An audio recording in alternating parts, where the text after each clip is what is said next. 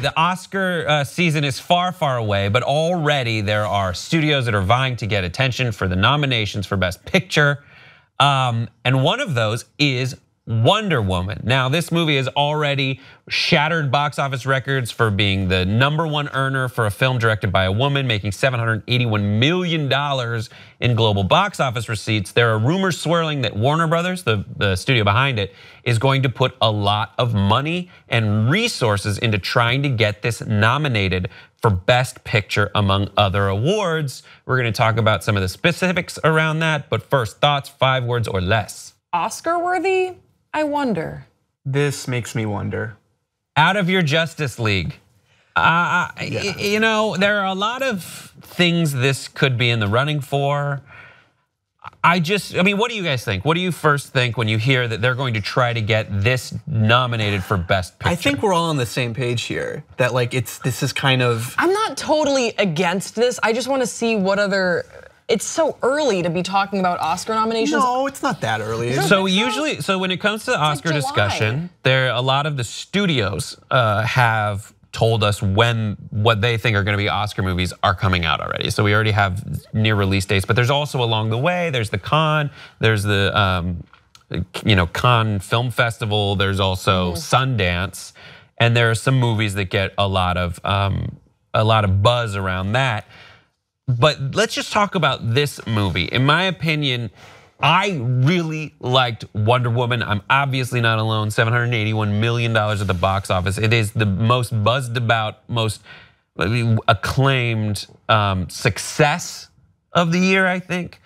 And I think that's because they took the DC comic book movies, which were always so like detached and strange and didn't really give you the feeling of charm that you see in the Marvel movies, and they added, Gal Gadot and Chris Pine, and those are 2 charming actors, and for the first time we gave a damn about the characters in one of these DC Yeah, it's amazing what a little charisma will do to an audience caring about a movie. And I agree with you in that I think this is one of the, I would say by far one of the more beloved DC movies that has come out from the Justice League. Yeah. Like what else? What else is even close? Well, every time we cover the DC universe, we get a lot of comments in the comment section. A lot of people will say that they no, Chris Nolan exempt from this. A lot of people will say I loved Man of Steel, or some people really did like Batman versus Superman. I didn't hate it, but like no, it's in comparison to the response that Wonder Woman got from so many people. That said, is it Oscar worthy? That's the leap that I'm not sure I'm ready to make yet. Listen, at least for Best Picture. So there are other categories I think it could be nominated for. That's the biggest category, isn't it? Best Picture. Yes. Yeah. So Best Picture, just to give you a little context on comic book movies and the stigma around them, Dark Knight was the last one that people were pretty upset about. Didn't get nominated for Best Picture. It was Chris Nolan. It was 2009. Some people say it didn't deserve it. It just goes on for probably 40 minutes too long. But it does have that Heath Ledger moment. The end is Two-Face. No one remembers that. And this weird, I don't know, his weird face, it doesn't make any sense. Anyways, that happens. That was the year before, it's true, they expanded it to 10 nominees. So a lot of people would said maybe it would have gotten that nomination that year. And movies like Gravity and Martian have been nominated. So maybe this year it could get it. Mad Max was nominated. Mad Max was nominated. Yeah. So I think but I don't see it getting a nomination. I watched it going, oh my God, I am in love with Gal Gadot. Every time she takes the screen, I just like melted. I was just like, you're the most amazing thing. But like the main villain is strange and kind of out of nowhere. Yeah. It's just so refreshing to see that kind of a success from a DC movie that everyone was pulling for it. And it wasn't until this that a big box office coincided with a warm reception from the audience and the critics alike. There's other movies out there like Detroit. So the last female to win Best Director, because Wonder Woman was also directed by a female, was The Hurt Locker in 2010, directed by Catherine Bigelow. She has another movie out this year called Detroit with John Boyega, which is getting like ridiculously good reviews. Yeah. Also, Dunkirk's up. There's some people are talking about The Big Sick, which is Kumail Nanjiani's like autobiographical film about his wife and her sickness and trying to get through it. There's like a bunch of war movies, like Beguiled by Sofia Coppola, and Mudbound is a World War II movie. They're all kind of floating around there, but I don't agree that a lot of people think just because it's a comic book movie, it's not a Best Picture caliber movie. That's just not fair. Right. But I think that this comic book movie didn't feel Best Picture caliber. Agreed. But I do hope they learn a lot of lessons from it and apply it to Justice League and every DC movie coming after. Yeah, I don't think that it's fair to say that no comic book movie is worthy of being nominated for Best Picture, Best Director. I'm not sure that this is the movie. I would actually argue that if there were to be a comic book movie that is worthy of that, it would have been The Dark Knight. For me, I think the performances were there. Was it a little bit long? Sure, but to be nominated, yeah, I do think that it was up to that caliber. And bearing that in mind, it is hard for me to say that Wonder Woman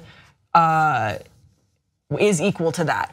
Now, I think that there's so much promise from this franchise that it could get there. I think Wonder Woman could be the franchise that if they churn out a really awesome sequel or another story, the characters, the charisma, the charm, the storytelling is there for potentially this could be a franchise that could get nominated for Best Picture. But just because it was good doesn't mean that it was great given the quality of other pictures in the We should savor how good this was in its realm of films that are similar to it, but it doesn't deserve a Best Picture. There's too many things that are wrong with the movie that, like, if we want to all be honest and like point them out, you can't make a Best Picture.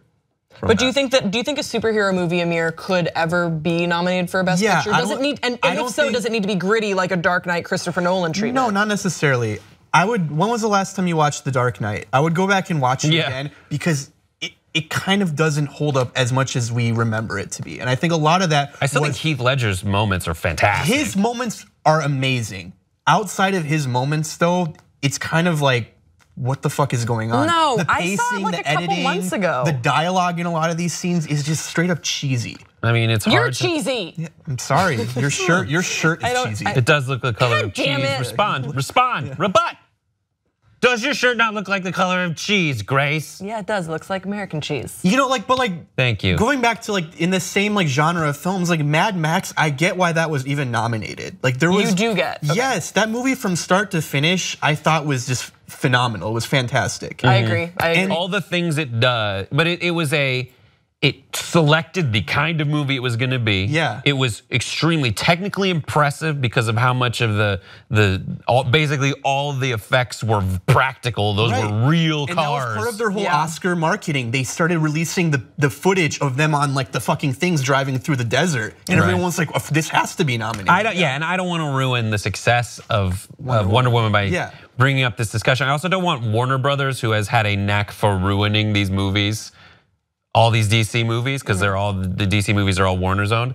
They've been ruining them, and I hope that the success that they've had, they take humbly. They don't let it go to their head and think that they have a Best Picture movie. They need to figure out what they needed to learn and apply it to other films. Yeah. Don't look at the success of Wonder Woman and be like, nailed it, never change anything, like only this forever. Like Wonder Woman is great, but there obviously are things that it could have improved on, and I would like to see some of that moving into how they treat Justice League, which I understand they're doing because they brought in Joss Whedon for some helping with them with some dialogue, as I understand. So that could be very welcome for a good Justice League movie. Sprinkle in a joke, guys. That was just great to see Chris Pine just be a person and be like, I got a big wiener in Wonder Woman. Oh yeah. Just a moment you would not see in Batman versus Superman, though most of it metaphorically was measuring each other's penises.